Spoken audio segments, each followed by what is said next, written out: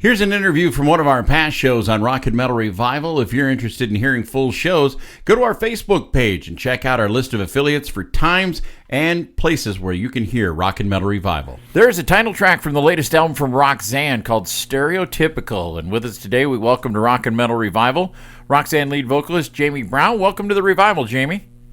Hey, thanks for having me. It is great to have you here today. Now, this is your second release on Rat Pack Records, following up your 2018 release, Radio Silence. But really, Roxanne's been around for a lot longer. I mean, I actually remember hearing you guys back in the 80s. Can you tell our listeners a little bit about the history of the band? Sure. Yeah, you're right about that. We have been around forever. We put out the first record back in 1988, and it was on Scotty Brothers, which was a subsidiary of CBS at the time. And had a little bit of success with that, but not enough to really to live on and pay our bills, and we were kind of bumping heads on promotion and direction. They were talking about starting a new record, and we were saying, well, what about promoting the record we just finished? And it kind of hit a dead end, so they said, okay, let's start the next record, and we just wouldn't pick up the phone. So that was kind of the end of that, and we went on with our lives. We've all been working in the music business this entire time, just not really out of the center of attention. And then one of the things I was doing was making music videos for other artists, and Rat Pack had hired me to do a music video for KXM, which is George Lynch, Doug Pennick, and Ray Lazier. Oh, yeah.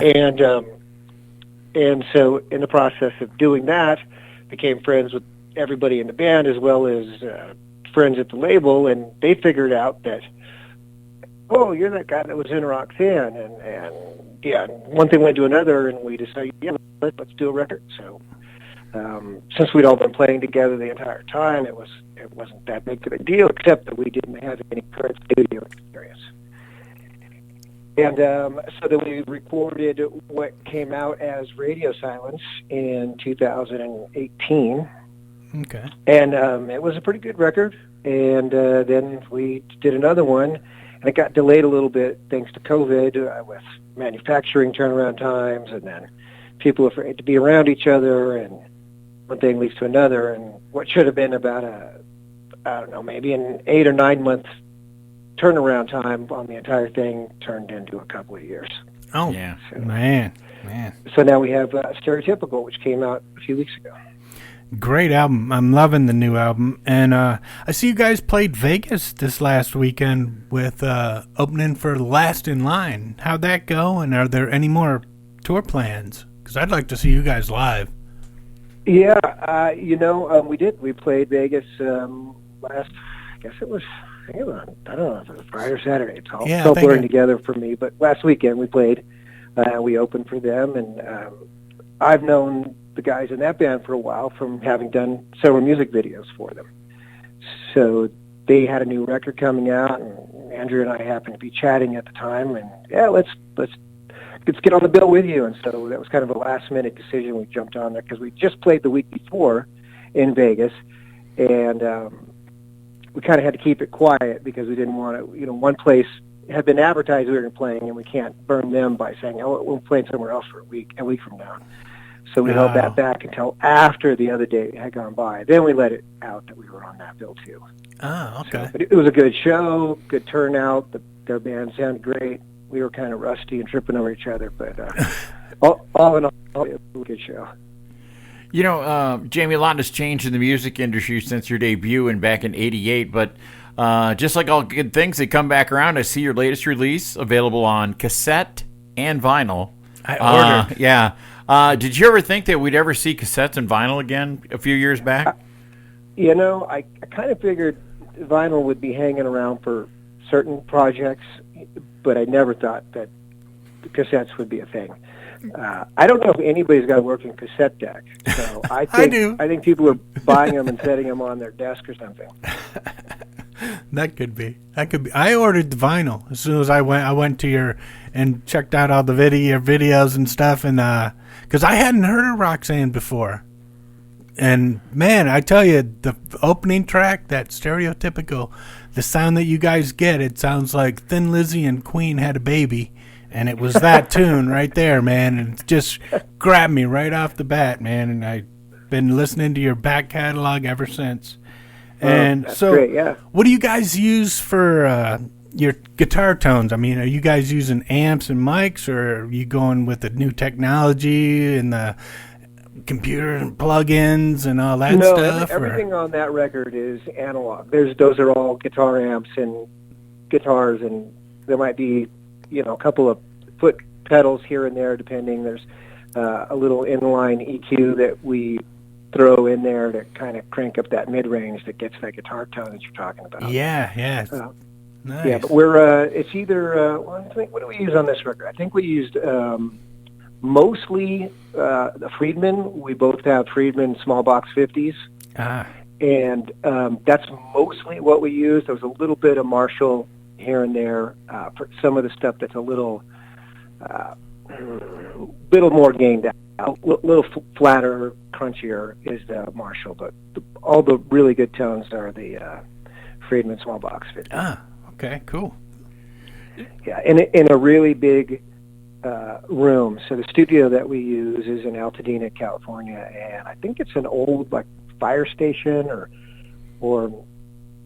it's got like a 35-foot ceiling in the middle of the room. Oh, nice. Okay. Yeah, and then little isolation booths basically around the exterior of the room. So we'll stick the amp in the isolation room, but then we'll also put mics out in the big room and leave the door cracked open so we can get some actual real room reverb in there and not plug anything in. Oh, sweet.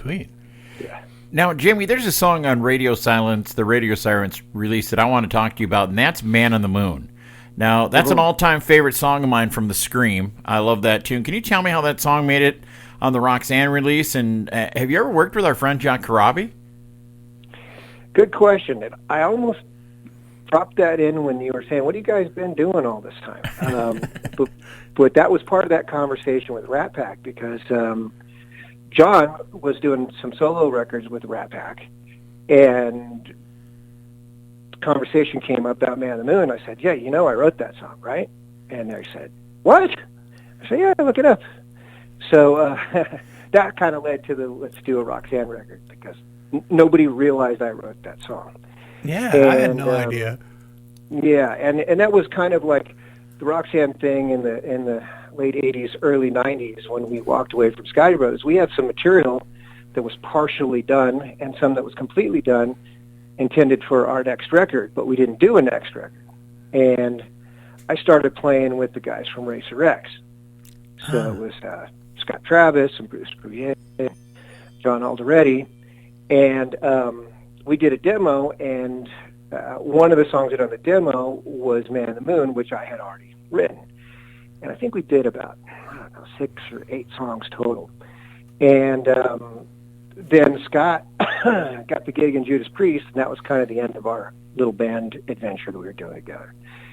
And I took off and did some other things, and those guys got John Corabi to sing, and they got a new drummer, Walt Woodward, and they formed The Scream. Oh. Then they went and they did their demos for The Scream, and they got a deal, and one of the songs that they wanted to include on their release was Man on the Moon. So that's how it wound up on that record. Oh, look, it is just a great song. That song has so stood the test of time, and when I saw it, I'm like, there's got to be a story behind this, because... Yeah, because I looked at the timeline, and it's like, this came out before the Scream's version. And, and the thing about, The Scream and your band is, you really had to be deep into the 80s to know those tracks, and to see it again, I was pretty surprised about that. Yeah, we since we had planned it for it to be on the second Roxanne record, and Radio Silence was the second Roxanne record, we said, yeah, let's just do it. Even though that record wound up being really long, I think because all the things we included, it wound up being about 52 minutes long, which is pretty long, and we couldn't even fit it all on the vinyl without ruining the way the vinyl sounded. So the vinyl is missing that track. Oh, okay. Yeah, because the record was too long. but we went ahead and did it. And actually on Radio Silence, it's Ray Luzier from Korn playing drums on Man in the Moon. And it's Doug Pinnick from King's X playing bass. Wow. Oh, nice. That's a hell of a rhythm section. Yeah. Wow. Yeah. It's kind of a... Ray and I have been friends for 20-something years or more, and I said, hey, we're doing a Roxanne record. You want to play on it? He goes, of course. So rather than have him learn one of our new songs, he already knew, man. It's okay, you play that one. So Nice. Now, like I said, I was watched a bunch of your videos, and like the Only a Call Away, man, that's a powerful video, man. You watch it, and it hit me at the end. I'm like, dang, man. Because it's like, you know, you and Doug are sitting at different spots in the diner and stuff, and you guys are singing and stuff, and you got this whole history of, you know, being kids and stuff, the way the video played out. And where'd that idea come from? Because, man, it hit me hard. It was like, man, I got people I need to give a call. Yeah, exactly. You know, I wrote that during the lockdown, and people were not doing good, and I had some friends take their own lives out of depression and loneliness, and oh man, it was, you know, and there were a lot of people hating each other over things they were saying online because everybody was trapped in their house, but they weren't actually seeing anybody face to face and taking sides, and I was doing the same thing. I wasn't posting anything, but I was getting mad at people for the things I was reading, and then I would talk to those people on the phone, and all that would go away. Mm-hmm. And I remember, we are friends, and I do like you. And that's stuff that I'm reading. Everybody's wound up about stuff they shouldn't be. And so I wrote that song, and actually had Doug in mind because Doug had appeared on the Radio Silence record. A completely different message on that album with the song he sings on. Oh yeah, we can't talk about that one. Absolutely, so the video was kind of after the fact. Now, how are we going to tell the story? Because if you're not really following along, it might be conveyed as a love song, which it isn't. You know, a couple's kind of thing. And different people that I was trying to pick the brain on. Ideas kept coming back with relationship things. I said, it's not about that. It's about friendship. And so we just said, let's just strip it all down and do exactly what it's about. And that's what we did. Nice. Yeah, very deep. That video is very deep. Yeah. Now, I think Jerry kind of touched on this a little bit earlier, but with the cost of touring in the modern day music business, do you see Roxanne getting out and hitting the road at all, or are you just going to pretty much stay regional? You know, we would love to do it, but the reality of it happening, chances are slim, just because, you know, we all have lives now after 30 years, and when we don't have any sort of music business connections, we're not those guys. We're family guys with pets and houses, you know. And we'd love to do it. And any of the shows that we have done, it's just me making a phone call to little pockets where I know people will turn out. But we don't have a booking agent or a manager or a road manager. We don't even have a guitar tech. You know, we carry our own stuff, lug it up there, do the gig, and carry it off, stick it in our cars. So, but we would. We're not saying no. We just we don't have that in the works. And okay, cool. But if there's somebody out there who wants that job, we're hiring. I'll be your guitar tech, man. Well, guitar tech. I mean, well, first we need a booking agent. I don't change strings though. Okay. Because that sucks. It's no fun at all. So, like I said, I was watching your videos, and I love the Keep On Keeping On video with Jeff Scott Soto in it. And I noticed that the year that it's a class reunion for the year of 1983, which is when I graduated. So I want to know, where is that year special to you guys, or the director, or what? Why'd they pick that year? We picked that year because we knew when the video was coming out. We knew that would be, that'd be 30, the 40-year reunion for the class of 83 would be right now. Okay. Yeah. So that's why we picked that. Now I'm 40. 40 years past. Yeah. Man, That bums 4 me out years. now. Out of high school for 40 years, and this is where I'm at. Oh my goodness. You going to go to your reunion? I might after watching your video. It looked like a lot of fun. I'd be in the stoners though. The stoner group I'd be in that one. You'd be in that one? Yeah. Oh yeah. So now a serious question. Do you think the song on the new album, Open Book, could have used a little cowbell? Yeah. Well, there's some in there. She's not right about it. I used a little more cowbell. Everything I thought needs so, more man. cowbell. I mean, it just could have used it. Just a couple raps in there, you know. Just because you got plenty of cowbell and play that funky music, man. You guys got. I think that's why that song did so well. Is because you guys had a little bit more cowbell than the original, and you put it on a different side. We really cranked it up on that cowbell. Yeah, and that's why it worked, man. Trust All me. right. Yeah. Well, hey, Jamie. One thing I love about Joe and everybody over at Rat Pack is the packages that they put out for artists like yourself. Tell our listeners a little bit about all the different ways you can buy the new album, Stereotypical. Wow, that's it. I'm not sure I even know all the ways you can buy it, but you mentioned it. The cassette is available, the CD is available, the vinyl is available.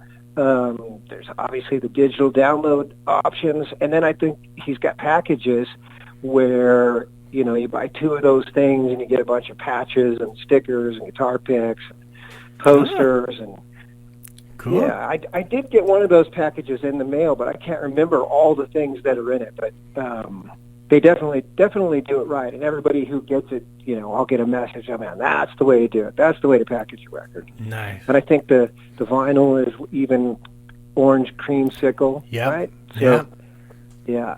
So Rat Pack definitely goes the extra mile with the packaging for sure. That's awesome. Now, tell all our listeners where's the best place to keep up with Roxanne and learn more about the band. Oh boy, I don't do any of the social stuff. Dave, the drummer, handles those things. I know we have a website at roxanneband.com. How often it's updated or not, I don't know. And then there's Facebook and Instagram, but I couldn't even begin to tell you what the handles are or whatever you can call that. All right, well, yeah. It's findable. Okay, well, yeah, I'm just saying because we found you here in the last couple of months, and we're glad we did. And digging the album, really, I'm telling everybody to give it a listen and buy a copy. So we always let our artists pick the song out of the interview. What would you like us to play? Oh, we're going to play something on the way out. So you played Stereotypical at the beginning. That was the one we kicked her off with. And it needs to be off with a new record, not Radio Silence. It can be whatever you want. Yeah, could be the other one either. Boy, how about Someone to Kill off Radio Silence? All right, that's awesome. Jamie, we really appreciate you taking time with being with us today on Rock and Metal Revival, and you're always welcome back. I appreciate it. Thanks for having me.